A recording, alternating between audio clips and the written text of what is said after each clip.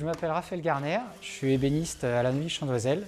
Ça fait 3 ans que je me suis installé à la Neuville. J'ai commencé par faire un DUT en génie biologie, qui n'a rien à voir avec le bois. Et c'est ensuite que je me suis lancé dans le bois, parce que j'ai toujours été passionné par ça. C'est après, quand j'avais 15-16 ans, que j'ai pu vraiment commencer à travailler le bois, parce que mes parents ne voulaient pas trop, c'était dangereux avec les outils, tout ça.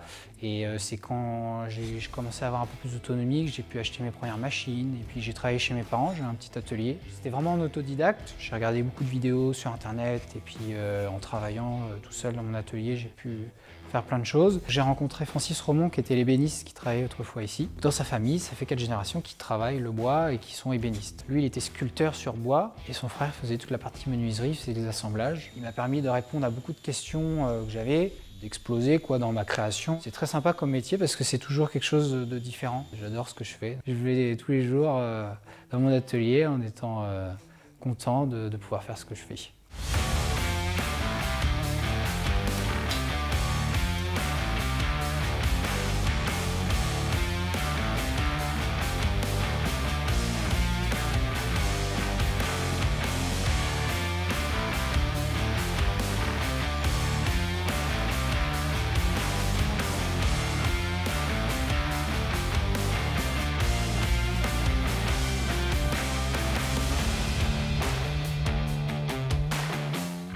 Je fais du meuble sur mesure, de haut de gamme, avec des bois massifs comme cette table-là qui est en chêne par exemple.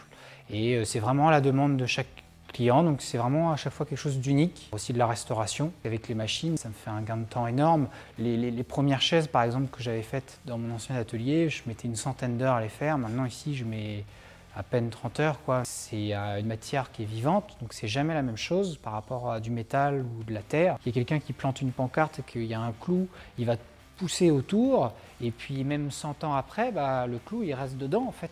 Je reprends ce qu'on faisait autrefois. J'ai des partenariats avec des élagueurs où je vais chercher le bois très local. Et les arbres, je sais d'où ils viennent, c'est de la Normandie. Je fais travailler d'autres personnes parce que la grume, celle-là, je l'aime bien. Mais il faut qu'il y ait quelqu'un qui puisse me l'apporter. Les petites chutes, je vais faire des petites planches à découper, des dessous de plat, des dessous de verre, enfin voilà, plein de petites choses sympas.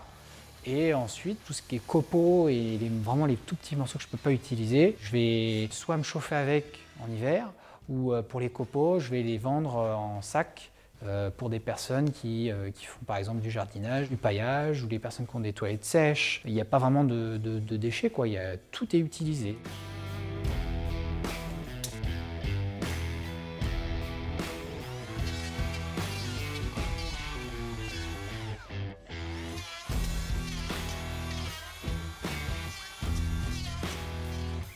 Donc là, on voit bien, ça fait un chanfrein, on appelle ça.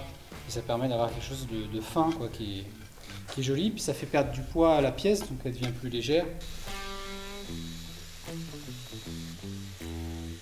Une des choses que je préfère, c'est quand le meuble est fini et que je mets la finition, le vernis, l'huile, la cire de finition dessus et que le grain ressorte et là j'ai le produit final comme je l'avais imaginé dans ma tête et là je suis satisfait. On peut faire des très belles choses qui sont magnifiques, mais si personne ne sait qu'on est là, on disparaît parce qu'il n'y a pas de commande, il n'y a rien et donc à la fin de la journée il faut quand même qu'on gagne sa vie, donc c'est important de signer et puis de se mettre en valeur.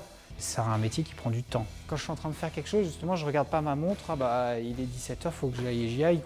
Je suis en train de faire un collage, il faut que je le finisse et puis j'irai quand c'est fini. Dès que j'en aurai la possibilité, j'aimerais bien pouvoir faire la même chose et transmettre à d'autres personnes aussi tout mon savoir-faire. Et ça, j'adore.